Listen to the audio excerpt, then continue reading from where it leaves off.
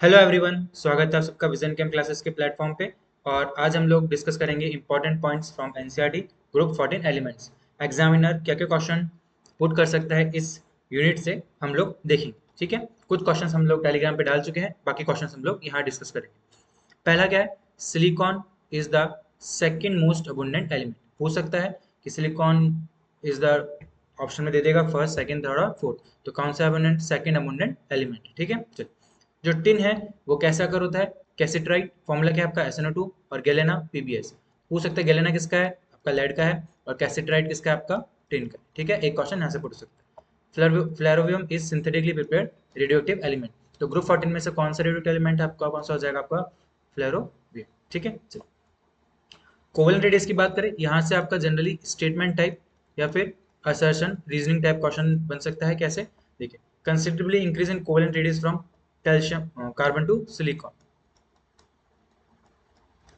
क्या बोल रहा है? कार्बन से सिलिकॉन पे जाने पे क्या होती है आपकी एटॉमिक रेडियस? तो कंसिडरेबली या फिर आपको जो रेडियस में इंक्रीज है वो आप इजिली डिफ्रेंशिएट कर सकते हैं। लेकिन from silicon to Pb a small increase in radius is observe.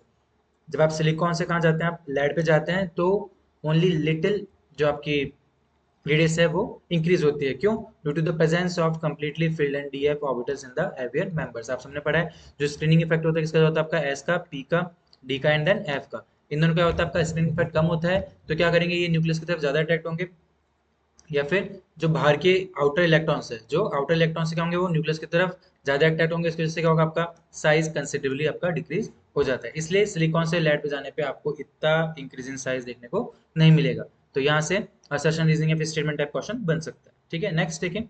Ionisation enthalpy. The first ionisation enthalpy of group 14 element members is higher than group 13। तो आप सबको पता है ग्रुप 14 की ज्यादा होती है। क्यों? ग्रुप 13 से, क्योंकि ग्रुप 14 की जो साइज है वो क्या हो जाती है? कम हो जाती है। किससे? ग्रुप 13 से। इसलिए इसकी आयोनेशन एंथैल्पी क्या हो जाती है? ज्यादा हो जाती है। तो एक स्टेटमेंट क्वेश्चन यहाँ से बन सकता है। In general the ionisation enthalpy decreases down the group. Down the group जाने पे आयोनेशन एंथैल्पी डिक्रीज होती है। क्यों? क्योंकि क्या बढ़ जाता है? आपका साइज। ठीक है, small decrease in ionisation enthalpy from silicon to germanium to tin and slight increase in ionization enthalpy from tin to Pb is the consequences of poor shielding effect of the intervening D and F orbitals। ठीक है, तो आप देखेंगे तो जो order आता है वो क्या आता है आपका? Carbon, silicon, germanium, then lead and then tin. ठीक है, ये आपका क्या है? आपका एक्सेप्शन है, इसको आपको याद रखना है। लेड की ज्यादा होती है आयोनेशन एंथैल्पी किससे? आपकी टिन से। ठीक है, किसकी वजह से? Due to d and f orbitals and increase in size of the atom. ठीक है, एक क्वेश्चन यहाँ से भी बन सकता है। नेक्स्ट देखें, electronegativity. Due to small size the elements of this group are slightly more electronegative than group 13। तो ग्रुप 13 के कंपेयर में ग्रुप 14 की इलेक्ट्रोनेगेटिविटी क्या होती है? ज्यादा होती है। ठीक है, ये फिजिकल प्रॉपर्टीज दे रखी हैं। Atomic mass down the group increase होता है आपका। कोवेलेंट रेडियस हो चाहे आयनिक रेडियस हो, दोनों क्या होगी? डाउन द ग्रुप इंक्रीज होगी।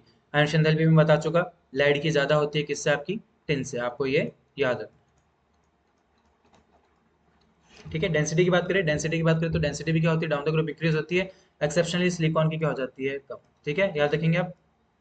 चलो, मेल्टिंग बॉइलिंग पॉइंट का ये पूछेगा इतना। ये है इंपॉर्टेंट ऑक्सीडेशन स्टेट। यहाँ से बहुत सारे क्वेश्चन पुट आप सकते हैं। जो कॉमन ऑक्सीडेशन स्टेट है वो कौन कौन सी इनकी? +4 और +2। ठीक है, carbon also exhibit negative oxygen state. तो कार्बन क्या कर सकता है? आपका नेगेटिव ऑक्सीडेशन स्टेट में भी एग्जिस्ट कर सकता है। ठीक है, since the sum of the first four ionization enthalpy is very high, compounds in +4 oxidation state are covalent in nature।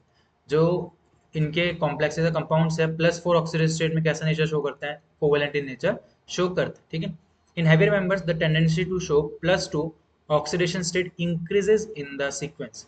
Down the group जाने पे लो ऑक्सीडेशन स्टेट की जो स्टेबिलिटी है वो क्या हो जाती है? आपकी इंक्रीज हो जाती है। ड्यू टू, आपने सबने पढ़ा है कौन सा इफेक्ट? Inner pair effect. ठीक है, इनर पेयर इफेक्ट की वजह से जो NS2 इलेक्ट्रॉन होते हैं वो क्या नहीं कर पाते? पार्टिसिपेट नहीं कर पाते हैं।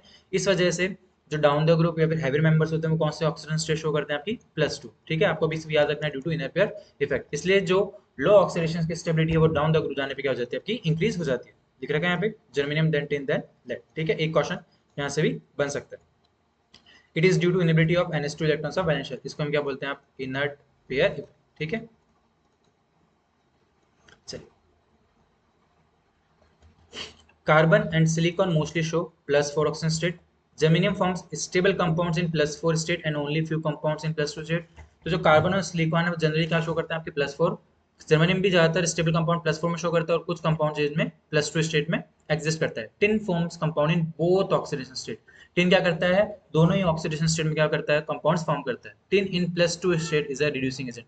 क्वेश्चन ऐसे जनरेट होगा, tin in which oxidation state is a reducing agent, तो क्या आएगा आपका +2।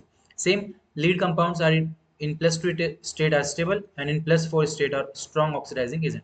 ऑक्सीडाइजिंग एजेंट क्या होते हैं, जो दूसरों को ऑक्सीडाइज करते हैं, खुद क्या होंगे, रिड्यूस। खुद रिड्यूस होकर क्या बनना चाहेगा, +2, क्योंकि मैंने बोला डाउन द ग्रुप जाने पे लो ऑक्सीडेशन स्टेट की जो स्टेबिलिटी होती है इंक्रीज होती है। तो लीड या फिर लेड +4 ऑक्सीजन में क्या करता है, ऑक्सीडाइजिंग एजेंट बिहेव करता है, और जो 10 है वो +2 में कैसे बिहेव करता है, रिड्यूसिंग एजेंट। यहाँ से क्वेश्चन जनरेट हो सकता है, ठीक है।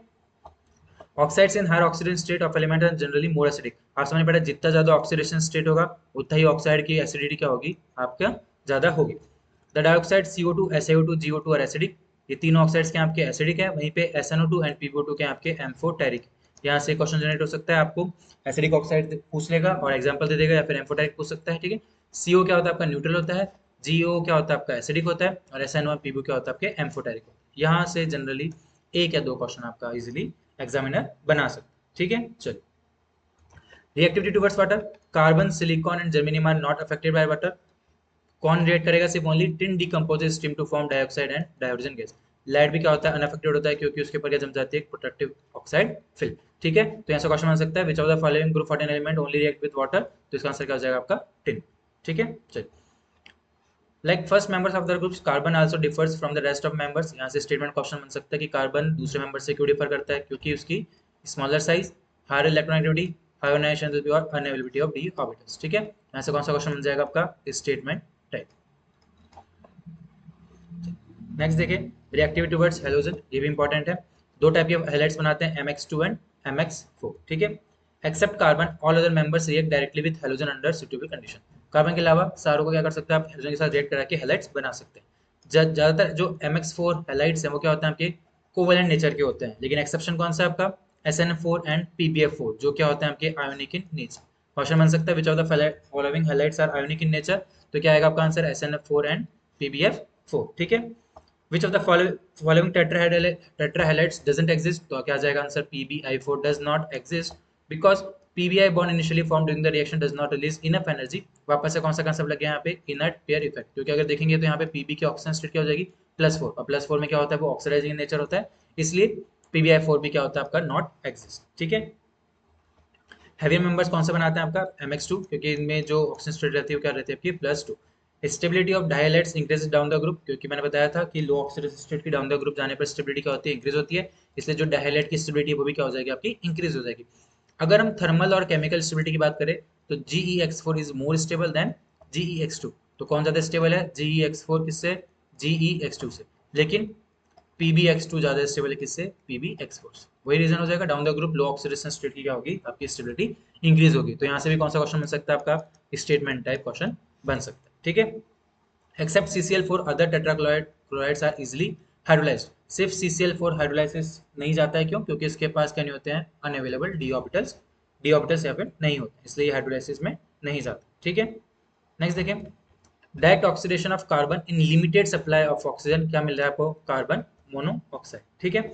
अगर आप फॉर्मिक एसिड का डिहाइड्रेशन करेंगे किसके प्रेजेंस में, कंसंट्रेटेड H2SO4 के प्रेजेंस में, तो क्या मिलता है आपको, H2O एंड CO। यहाँ से क्वेश्चन बन सकता है कि dehydration of formic acid in the presence of concentrated H2SO4 gives, तो आपको पता होना चाहिए मिलेगा H2O एंड CO, ठीक है। अगर हम स्टीम को पास कराते हैं किसमें, हॉट कोक में, तो हमको क्या मिलती है आपकी, वाटर गैस। वाटर गैस किसका मिक्सचर होता है, CO and H2। Important question है, बहुत एग्जाम में पूछा जा चुका है, आपके एग्जाम में भी पूछ सकते हैं। तो वाटर गैस को क्या बोलते हैं आप, सिंथेसिस गैस, ठीक है। चलिए, when air is used instead of steam, अगर हम steam की जगह क्या यूज कर रहे हैं, एयर यूज कर रहे हैं, O2 और N2, a mixture of CO and N2 is produced which is called producer gas। तो producer gas कौन सी हो जाएगी, CO and N2। वहीं पे भी बनने के बड़ा वाटर गैस क्या आपकी, CO and H2, ठीक है। तो ये ग्रुप 14 के इंपॉर्टेंट पॉइंट्स हैं NCERT से, इससे ही स्टेटमेंट, असर्शन, रीजनिंग या फिर सिंगल सिलेक्ट क्वेश्चन एग्जामिनर पूछ सकता है, ठीक है। नेक्स्ट वीडियो में मिलेंगे ग्रुप 13 एलिमेंट्स के साथ, तब तक पढ़ते रहिए और बने रहिए विजन कैंप क्लासेस के साथ। Thank you.